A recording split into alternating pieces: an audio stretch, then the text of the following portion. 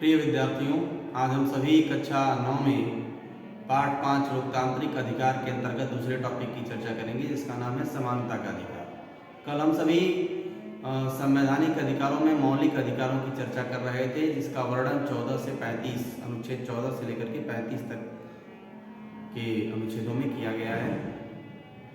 उसी के अंतर्गत हम इस टॉपिक की चर्चा करने वाले हैं, जिसका नाम है समानता का अधिकार।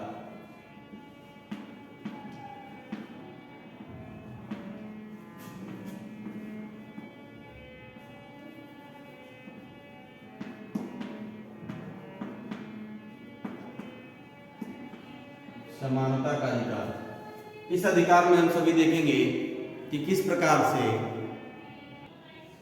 समानता के अधिकार का वर्णन संविधान के अनुच्छेद 14 में या 14 से लेकर के 18 तक किया गया है।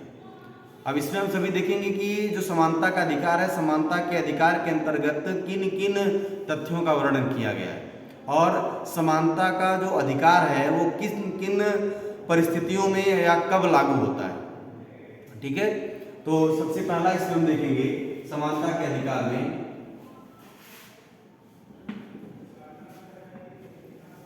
इसका वर्णन, समानता का अधिकार का वर्णन 14 अनुच्छेद 14 से लेकर के 18 तक किया गया है।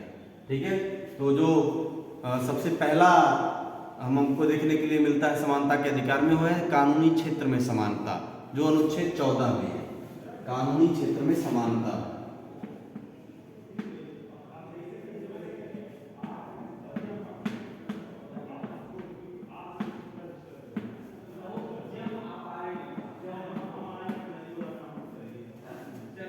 ठीक है। अब कानूनी क्षेत्र में समानता किस प्रकार से मिलती है, तो ये अनुच्छेद 14 में वर्णित है कि संविधान के अनुसार भारत में सरकार किसी व्यक्ति को कानून के समक्ष समानता और कानून से संरक्षण के मामले में समानता के अधिकार से वंचित नहीं कर सकती है। समानता का अधिकार किसी भी लोकतंत्र की नींव है, अर्थात कोई भी व्यक्ति कानून से ऊपर नहीं है। सरकार धर्म, मूलवंश, जाति, लिंग या जन्म स्थान के आधार पर उसके साथ भेदभाव नहीं कर सकती है। इस प्रकार देश के समस्त नागरिकों को बिना किसी भेदभाव के समान कानूनी अधिकार प्रदान किए गए हैं। देश के कानून के समक्ष देश के सभी नागरिक समान होंगे व उन्हें कानूनी संरक्षण पाने का समान अधिकार होगा। इस प्रकार से हमको कानूनी क्षेत्र में समानता देखने को मिलती है। अब इसके बाद दूसरा आता है सामाजिक समानता। जो दूसरा हमको देखने के लिए मिलता है वो है सामाजिक समानता। इसके अंतर्गत क्या है, तो इसके अंतर्गत हमको देखने के लिए मिलता है इसका वर्णन अनुच्छेद 15 में। सामाजिक समानता,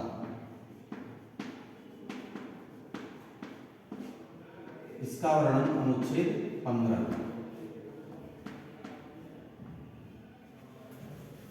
इसमें हमको देखने के लिए मिलता है कि राज्य किसी भी व्यक्ति के साथ उसके जाति, धर्म, लिंग, जन्म स्थान या स्तर के आधार पर पक्षपात नहीं कर सकता है। सभी नागरिक समान रूप से सार्वजनिक स्थानों का बिना किसी भेदभाव के उपयोग या प्रयोग करने के अधिकारी है। हालांकि राज्य बच्चों, महिलाओं, पिछड़े वर्ग, अनुसूचित जाति एवं जनजाति के कल्याण के लिए विशेष प्रावधान भी इसमें कर सकता है। इसके बाद जो तीसरा समानता हमको देखने की मिलती है वो लोक नियोजन है। लोक नियोजन,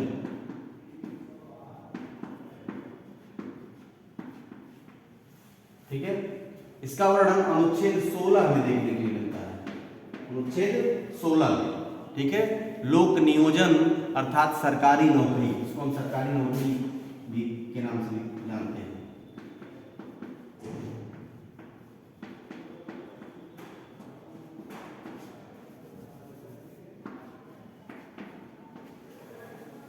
ठीक है, यानी लोक नियोजन अर्थात सरकारी नौकरियों या सरकारी नौकरियों के विषय में अवसर की समानता के अंतर्गत अनुच्छेद 16 में राज्य के अधीन किसी भी पद पर नियोजन या नियुक्ति से संबंधित विषयों में नागरिकों के लिए अवसर की समानता होगी। जाति, धर्म, वंश, लिंग या जन्मस्थान के आधार पर किसी के साथ कोई भेदभाव नहीं किया जाएगा।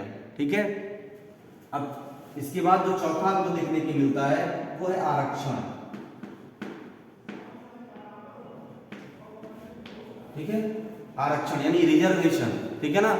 अब आरक्षण, यद्यपि भारतीय संविधान अनुसूचित जाति और अनुसूचित जनजाति एवं अन्य पिछड़ा वर्ग तथा विकलांगों को आरक्षण देता है, लेकिन यह समानता के अधिकार का उल्लंघन नहीं करता है। समानता का अर्थ है कि प्रत्येक व्यक्ति को उसकी क्षमता के अनुसार काम करने का अवसर प्राप्त हो या उपलब्ध हो। कई बार समान अवसर देने के लिए कुछ लोगों को आरक्षण देना आवश्यक होता है, इसलिए आरक्षण समानता के अधिकार का उल्लंघन नहीं करता है।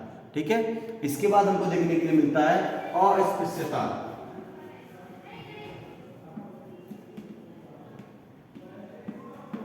इसको छुआछूत भी कहते हैं।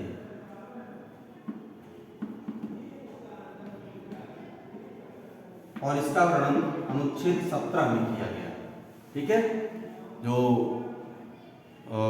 अस्पृश्यता का अंत है उसका वर्णन अनुच्छेद 17 में किया गया है कि पिछड़े वर्गों के उत्थान एवं उसके स्वाभिमान जगाने के लिए संविधान में अस्पृश्यता को समाप्त करने की व्यवस्था है। किसी भी रूप में इसके आचरण को निषिद्ध किया गया। अस्पृश्यता के आधार पर, छुआछूत के आधार पर किसी भी अयोग्यता को लागू करना विधि के अनुसार दंडनीय होगा। इसी संदर्भ में संसद ने वर्ष 1955 में अस्पृश्यता अपराध अधिनियम भी पारित किया था। इस व्यवस्था को और अधिक प्रभावी बनाने के लिए वर्ष 1976 में भारतीय संसद के द्वारा अस्पृश्यता अपराध संशोधन अधिनियम को स्वीकृति प्रदान कर दी गई। ठीक है। इस प्रकार से हमें देखने के लिए मिलता है कि समानता का अधिकार भारतीय संविधान में कैसे दिया गया है। छुआछूत के संबंध में एक उदाहरण भी हमको देखने के लिए मिलता है।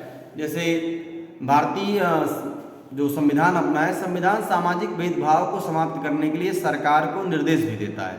किसी भी प्रकार के छुआछूत या छुआछूत को कानूनी रूप से दंडनीय माना गया है। छुआछूत का अर्थ है किसी खास जाति को छूने भर से नहीं, बल्कि यह भी कि यह उन सभी सामाजिक मान्यताओं और आचरणों को भी गलत मानता है जिसमें किसी विशेष जाति को निम्न स्तर पर माना जाता है।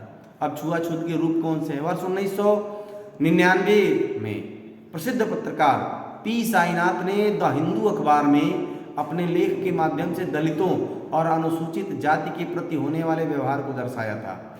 ये देश के अनेक स्थानों पर गए जहाँ इन्होंने प्रत्येक जगह दलितों और अनुसूचित जाति के साथ साथ अलग अलग व्यवहार पाया,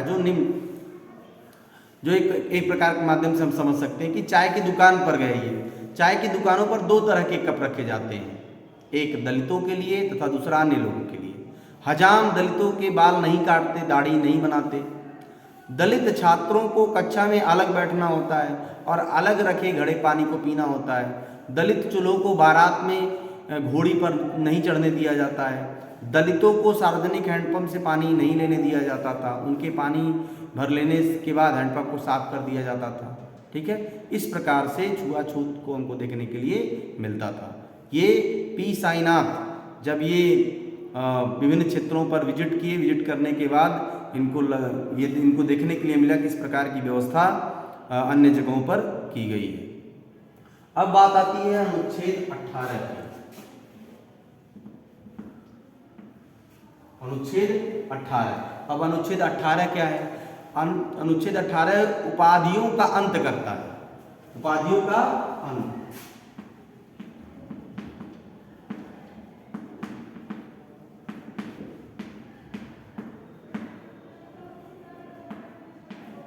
ये है अनुच्छेद 18,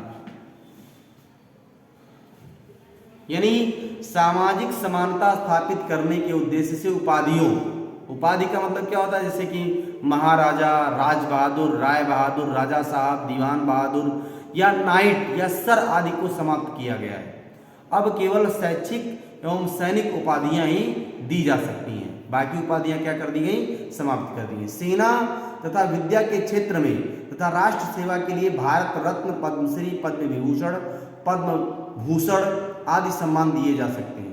कोई भारतीय अथवा विदेशी नागरिक जो भारत में किसी लाभ या विश्वास पद को धारण करता हो, किसी विदेशी राज्य से या उसके अधीन किसी संस्था से किसी रूप में कोई भेंट, उपाधि या पद राष्ट्रपति की अनुमति या सहमति के बिना स्वीकार नहीं कर सकता है। यह भारतीय संविधान के समानता के अधिकार में वर्णित कर दिया गया है। ठीक है, अब इसके बाद का जो टॉपिक है वो है स्वतंत्रता का अधिकार, और उस टॉपिक को हम सभी अगले कक्षा में पढ़ेंगे और समझेंगे कि स्वतंत्रता का अधिकार क्या है और उन अधिकारों का वर्णन किस अनुच्छेद से लेकर के किस अनुच्छेद तक किया गया है। तो स्वतंत्रता के अधिकार का जो वर्णन है 19 से 22 से किया गया, जैसे कि इसमें 14 से 18 तक किया गया था, इसी प्रकार उसका वर्णन 19 से लेकर के 22 तक के अनुच्छेदों में किया गया है, विभिन्न पंक्तियों के मध्य। ठीक है, उसकी चर्चा हम कल की वीडियो में करेंगे। तब तक के लिए धन्यवाद।